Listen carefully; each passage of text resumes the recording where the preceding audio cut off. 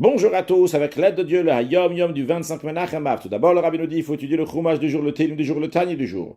Puis le rabbi nous ramène l'extrait d'une lettre du rabbi Rachab. La manière que le rabbi présente ça dans le Hayom Yom, c'est comme si que le rabbi précédent écrivait en disant mon père, donc le père du rabbi précédent, le rabbi Rachab, il écrit dans une de ses lettres. Dans cette lettre-là, il parle d'une Noussach de Mishe Beirach. Lorsqu'il y a la naissance d'un garçon, on fait un Mishe Beirach, on le bénit.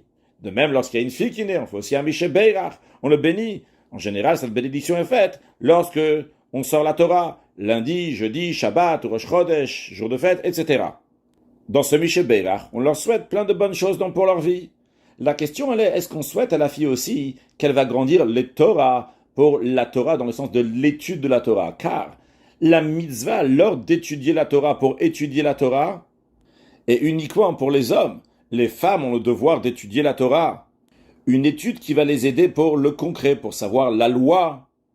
Comme par exemple les lois de Kasher, qui sont aussi bien pour les hommes et les femmes, les lois de Kashrut, les lois de pureté familiale, l'étude de la Chassidoute pour amener à l'amour de Dieu, à la crainte de Dieu, etc. Alors dans certains Mishe Beirach, certains ne font pas les Torah. Ils ne souhaitent pas qu'elle va grandir dans l'étude de la Torah à la fille. Et justement, dans cette lettre, le Rabbi Rachab écrit qu'il a entendu au nom de ses ancêtres, ses saints maîtres, qu'à l'occasion de la naissance d'une fille, il convient également de souhaiter que les parents vont le conduire, qu'elle va grandir à la Torah, au mariage et aux bonnes actions. Les Torah, les Chupa, le Masim Tovim. Ça c'est basé sur l'affirmation que nos sages disent dans la Gemara. Quel est le mérite des femmes en ce qui concerne l'étude de la Torah?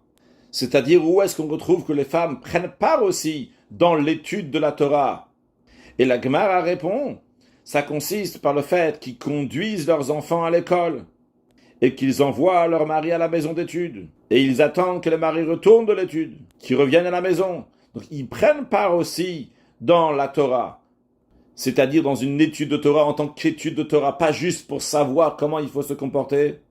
Donc eux aussi, on leur souhaite de grandir les Torah, les Chupa, le Masim Tovim, ce qu'on souhaite à chacun de nous et à chacune du peuple juif de grandir les Torah, les Chupa, le Masim Tovim et accueillir Mashiach, now un excellent Yom.